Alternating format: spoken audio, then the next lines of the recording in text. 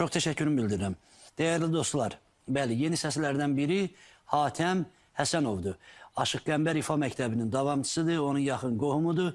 Aşıq Qəmbər günümüzün en sevilen ustad aşıqlarından biridir. Görək ustaddan hansı pay alıb, necə hazırlaşıb və bugün onun ifadəsi olarak hansı ovqatda, səsinin hansı o çaları ilə gözəl bir havanı təqdim edəcək. Beləliklə həm ustadının zəhməti, həm də öz istedadı bax o ifadan boy göstərmiş olacaq. Söz sənətkarımızındır.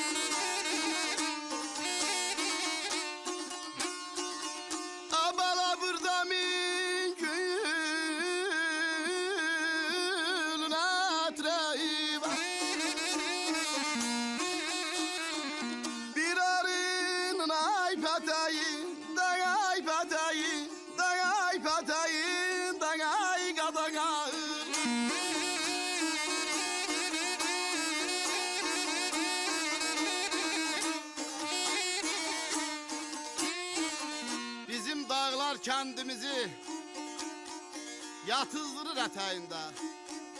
Burada min gülün ətri var bir arının pətəyində. Kəhlikdimi səhdi qoşa, qaqqıldaşa qaqqıldaşa. Barmaqlarım döndü daşa tüfəngimin tətiyində.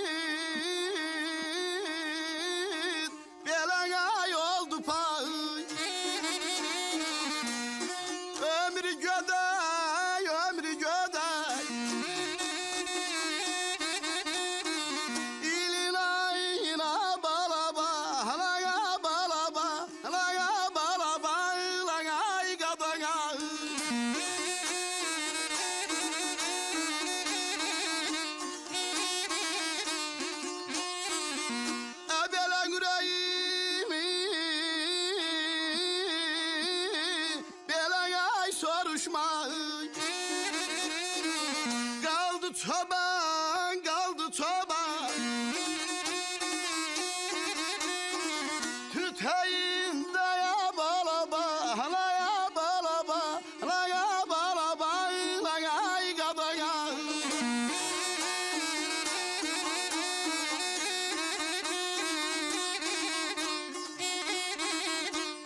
Ay sartel gadaya.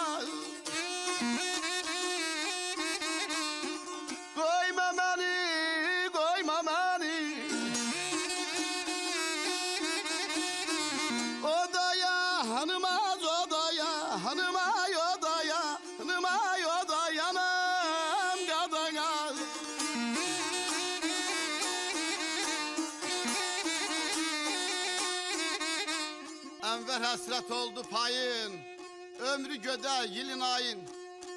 Yüreğimi soruşmayın, kaldı çoban tayında.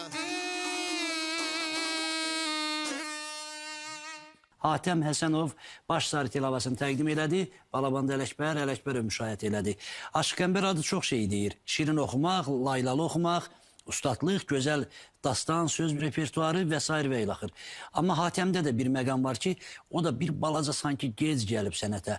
İndi taleyin baxdın gərdişindəndirmi, özünün istəksizliyi idimi?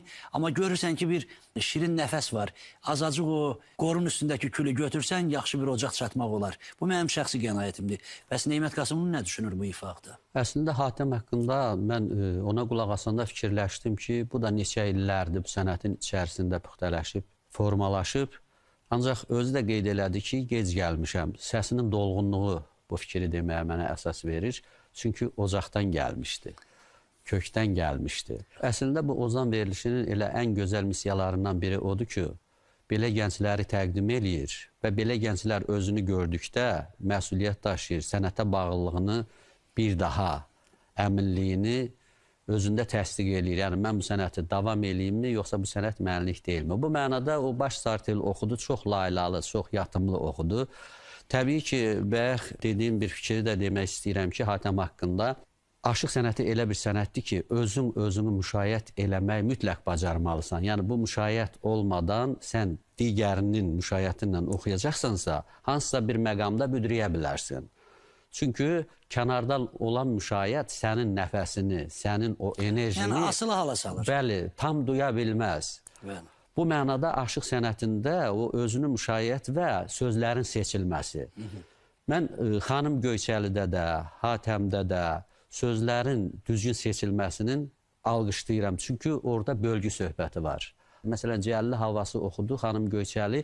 Orada bölgülər var sözün sonunda. Misrə daxili bölgülər çox lazım. O bölgü melodiya ilə üst-üstə düşməyən də oxucuya Qırıqlıq çətinlik yaranır. verir. Elə də Hatəmdə sözü gərək elə seçəsən ki, mahnının xarakterindən bədii ifadə vasitələri üst-üstə düşsün. Doğru. Bu mənada bunların elə söz seçimi də yaxşı idi. Biraz da təcrübə var. Gec gəlsələr də, yəni evdən, ustaddan bir təcrübə toplayıblar. Sınaqdan çıxmış sözləri oxudular. Yəni o baxımdan da ağıllı bir gediş idi bu.